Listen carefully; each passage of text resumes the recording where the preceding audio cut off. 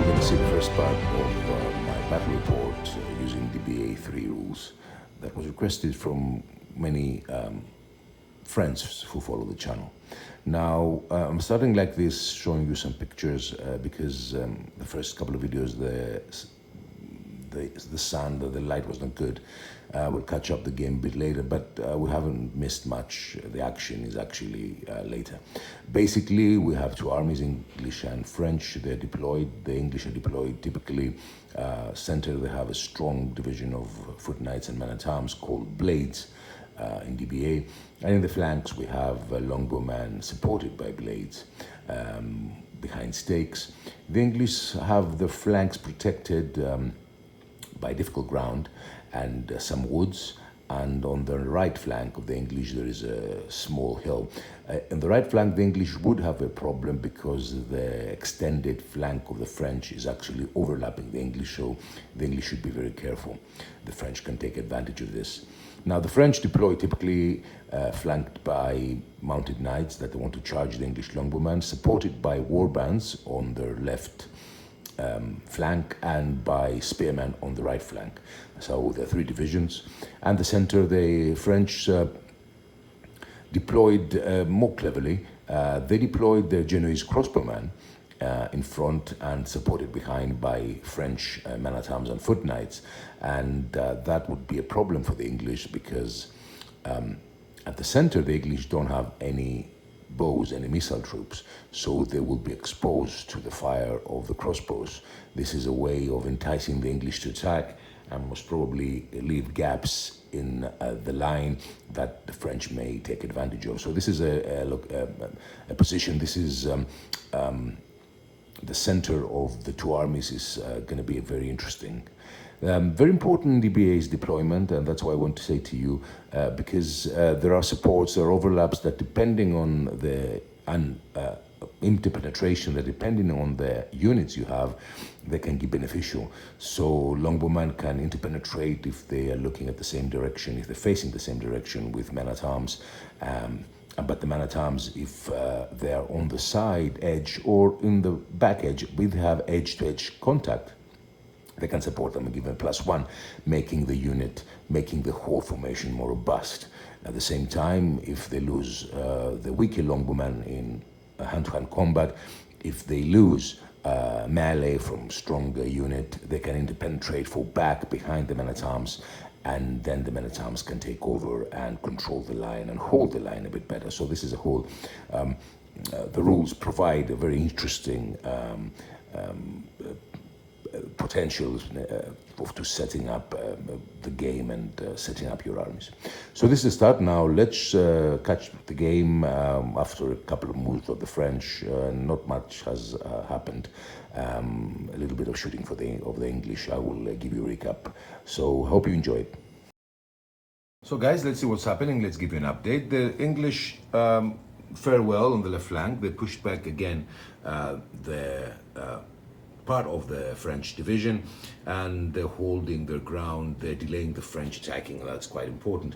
Now here also they managed to push back all these elements. Now what's happening when it's pushed back, you can interpenetrate if you can, if it's allowed and if there is space. Otherwise you push back, and any element that is facing the same way and can be pushed back is pushed back. If there was an enemy element in the back or an element that cannot be pushed back, like an elephant or war wagon, the elements that cannot be pushed back would have been destroyed. So this is a risky strategy, but when you have an open space in the back and you don't worry, you can have them here, because I'm going to use them to outflank the English. I can move them on the side.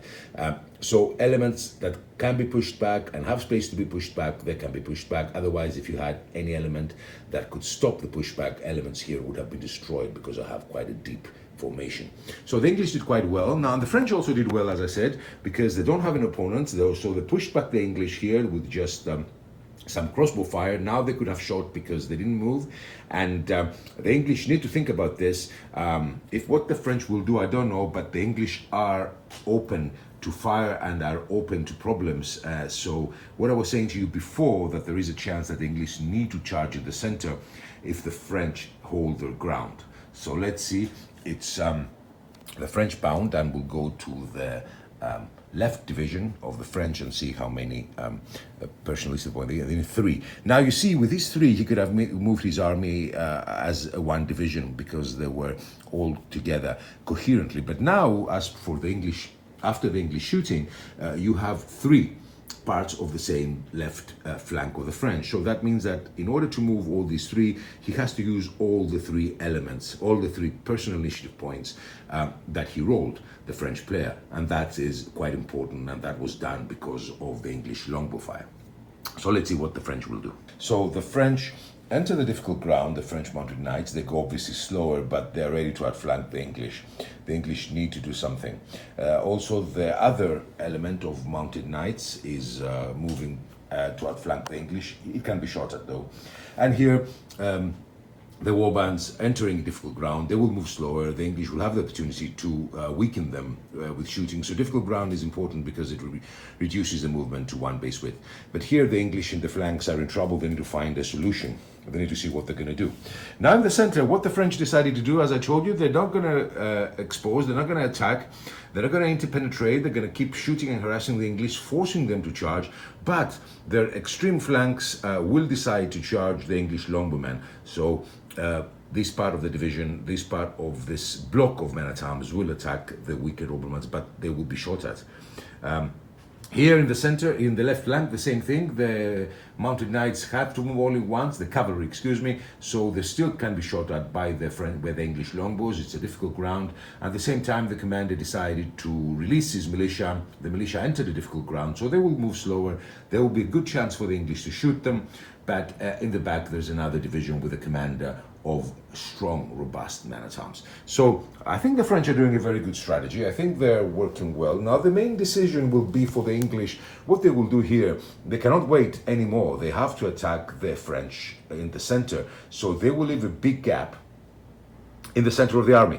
So let us see how this will develop. And after the movement of the French, and we're going to have the shooting from both sides, and then it was going to be the English initiative. And see, now I think the English need to move, need to cover their flanks, especially here. So guys, let's have a recap, a couple of moves on shooting. The English aligned to protect the flanks. They shot and they broke one French unit of mounted knights. The French are trying to go around and avoid the difficult ground. They're not in the zone of control of the English, so they're not obliged to attack them. So the English have some shooting still, and hopefully can break the French. But things are looking a little bit better for the English here. Here in the center, the warbands are managing to close up. It's a difficult ground. They're moving 1 base width. The English are pushing them back with shooting, but they're managing to reach them slowly. In the next shooting, if they're not pushed back, they will charge the English. But the commander here deployed his men-at-arms on the side of the English so he can support in melee. Now the French center managed to charge the English here in the center, and the English center is trying to attack the crossbowmen who are harassing them, and the French are still not committing. They're waiting for them to attack. So it's great strategy from the French. Again here, the same, the English moved in the back. The commander was pushed from shooting from the crossbowmen, so he's moving to align himself with his longbowmen, who are waiting the charge of the spears. Here, again, the spears managed to reach. They're not exactly, they couldn't charge. They're in difficult ground. The same with the cavalry. They're getting pushed back by the English, but they're reaching a position where they will be able to charge the English longbowmen. So this is the situation. It's not a clear-cut battle. We don't know what's going to happen. It's actually things are not looking very clear to me right now. But at least the English managed to control, or at least to protect, the right flank. But the center still looks precarious because regardless of what will happen, in the back of the crossbowmen you have, and here on the flanks you have units of strong French men-at-arms and the captain. And you never know, this English charge that was unavoidable created a gap, and we don't know what will be the result of this gap or how the French will take advantage of it. Let's see. So guys, we continue. We finish the shooting. We have hand-to-hand combat. Well, what happened? The English managed to destroy an element of crossbows here. They didn't have any effect against the strong attack preparing, getting ready to take place from the French. So in the next round, we'll have hand-to-hand combat. The English in the center are in trouble. They got pushed back. by the crossbowman, and now this element is, these elements are isolated, they don't have support in hand-to-hand combat. We'll see how this will develop. The English man-at-arms here are aligning with the longbowman. So you see the center of the English is getting in trouble, pushing back, getting pushed back from the crossbowman and not being able to attack coherently. Now here the shooting was not very effective against the warbands. They were pushed, they were held in their positions, but the commander, as I said, extended the flank so it can support the line. Here, the French man-at-arms managed to charge the longbowman, supported by their man-at-arms. Here, we're going to have hand-to-hand combat, and we'll see it's going to be very interesting how this will develop. It's a very critical hand-to-hand combat here, because if the ground, if the English get pushed back or break, it could be a problem, although we have the English man-at-arms in the back supporting. Here, the English are trying to destroy the French, who are enveloping and avoiding the difficult ground. We'll see how this will develop, but generally things are not looking very good for the English. So guys, let's come now and resolve this critical hand-to-hand combat. We have to remember that the English longbowmen have a modifier of +2 against the very strong French foot knights and men-at-arms. The French foot knight and men-at-arms have a +5. But the longbowman, that's why I'm telling you in the beginning, the deployment is very important. The men-at-arms attacked isolated. The longbowmen have the overlap from each side, from the men-at-arms that we saw earlier and from the longbowmen on their side. And here they have a support, edge-to-edge support of the men-at-arms, who will give them +1. So let's go and roll and see the result. The red dice for the English, the blue dice for the French. And we're rolling a 6 and a 3. So that's interesting. So let's see. So that's interesting, a 6 and a 3. So let's see the result. Now the English have a +2 modifier and the French have a +5 modifier. So let's have a look at this beautiful quick reference sheet that I have from free downloaded from the Society of the Ancients. It's really a brilliant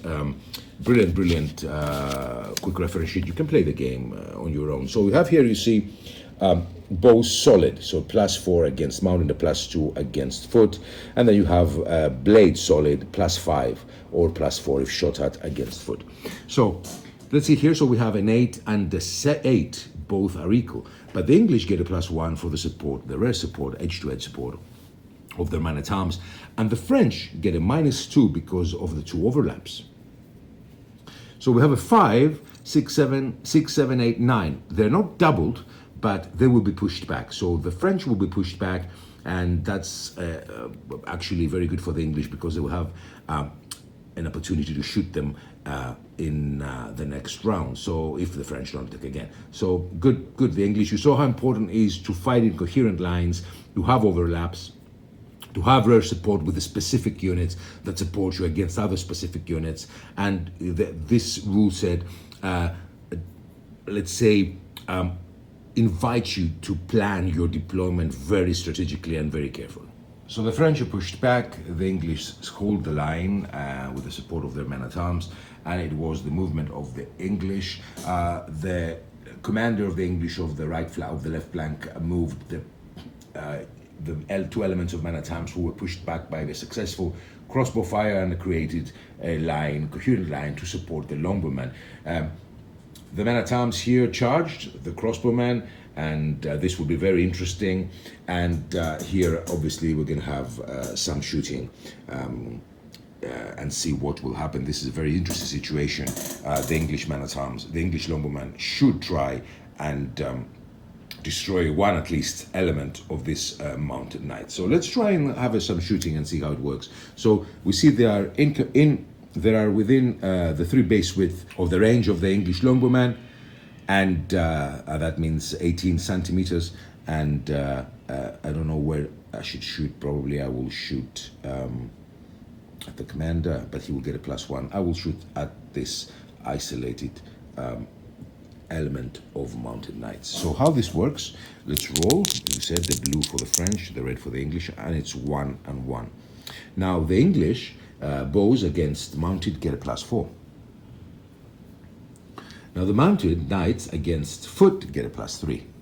There is nothing else, so it's a straight shot. So it's 6 against 4. So it's a victory for the English longbowman against this unit of men-at-arms. And what will be the result? Let's see the result. Now the result would be that knights, here we have, sorry about the light here, knights destroyed by elephants, this is chariots, camels and light horse, but they recoil otherwise. So this means that these knights will recoil, will be pushed back, and they will delay their flank move. Well, that's quite good for the English. Now we'll do the remaining shooting. What's the plan of the English? The plan of the English is to delay all these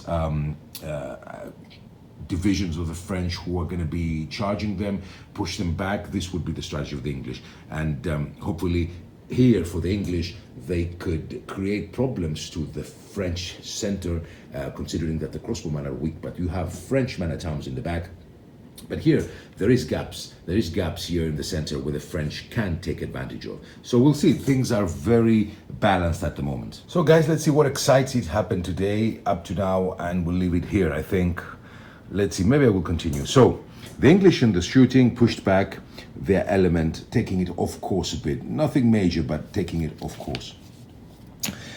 Here, the English longbowman managed to shoot after winning the battle and pushing back, recoiling men-at-arms, again recoiling them and pushing them back very closely to their own units who are coming from behind, the second division. So this is a breath of fresh air for the English here. You see there is a gap here. They are a little bit isolated. They have big numbers coming on against them, so this is good. Of course, this was very important, was the support of the men-at-arms. Here, the English again shot and managed to push back the warband, and that's a good news also for the English because they still have some time to shoot again and delay this charge. And let's go here to the center. Here in the center, it showed very clearly if you fight in coherent line, if you have support in the back, if you take advantage of your overlaps, that even a strong opponent can be, with a little bit of good die roll, can be dealt with. So the English men-at-arms fighting the crossbowman with the French support of the French men-at-arms drew. The French had an overlap.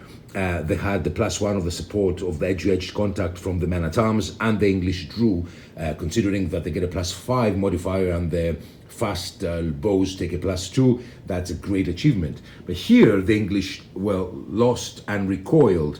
They fell back again, overlapped by men-at-arms and supported by men-at-arms again. The crossbowman fought really well and pushed back the English. In this situation now, let's see, the center is really congested, and I think it's going to make for an interesting battle. So coherent lines, very important, and supports. Here, a good actually result from the English. They destroyed the cavalry and they destroyed the first element of the spearman who's coming. So they are, well, the French still have quite a few, but giving orders now with a broken division, it will be more difficult. Before, you could roll a 1 or a 2 and you can move all your division, attack, do tactical moves. Here, if you consider, we have 1, 2, 3, basically 4 elements who are isolated, and you have to give 4 orders in them for them to move together. I forgot that this longbow unit pushed back this unit of French foot knights, and that is why the left division, the right division of the French is now a bit incoherent, and it will require quite a lot of initiative points. So this is the situation currently. We will roll for the French. It's a French time bound. Let's see how many pips this guy wants. Is basically he cannot give many orders here, but these guys are far away. We have to check if he's more than 8 base width, but I don't think so. But I will start from here and to roll, and you see, only a 1. That means that because the division is totally dispersed, he can move either his, but he's a commander, he can move either this, if it's a commander, you need 0, you can use with 0, I have to confirm this. You can move either this or the French warband, and that is what I'm saying to you when the divisions move in group and divided because of this recoiling from shooting or hand-to-hand combat, because of the pushbacks and the follow-ups. It makes the battle very, very interesting and very realistic. So Let me do another round and I'll come back to you. So guys, let's do a recap and see what's happening after the English moves. We have also shooting. So here, the English decide to charge back. Again, the French and the English commander is trying to move towards the French overlaps so he can support his men. I don't know if it's a rash decision. Here, things seem to be okay. The English seem to be holding the line. The French attacked here before, previously, and they were repelled. We have also a little bit of shooting pending, and you have the men-at-arms in the back giving strength to the longbow. So hopefully things will be okay for the English here. So the commander is moving to close this gap and negate the overlap that the French have, although they have it from here. Here again, the French attacked. It's going to be another hard-fought battle. It's very dangerous here. The English have their men-at-arms in the back, but if the French push them or destroy or manage to open the gap, then the English lines are in trouble. Here, if we go here, we see that the French tried to go around the difficult area and attack the English. The English managed to maneuver, the elements maneuver very easily. And now we have a very important hand-to-hand combat between the men-at-arms and the general. The longbowman came to give support, so they have this overlap. So this will be a very interesting battle to see how it will develop. So things are like this. I will stop it here. I hope you're enjoying the way I'm showing the battle. A couple of die rolls and explaining the strategy and what is happening. Here the English managed to keep back the warband. So the English are quite comfortable at the moment in their flanks. They have to hold here. We'll see how this will develop. Still, it's early days. But the critical hand-to-hand combat would be this one. If the men-at-arms, mounted French men-at-arms, break the English, this could be a disaster because the English will be attacked from both sides. Again, also one element remaining pushed back from the longbow fire. It will be obviously rallied to the battle. So this is from me currently, guys. I hope you're enjoying the battle. We'll continue tomorrow.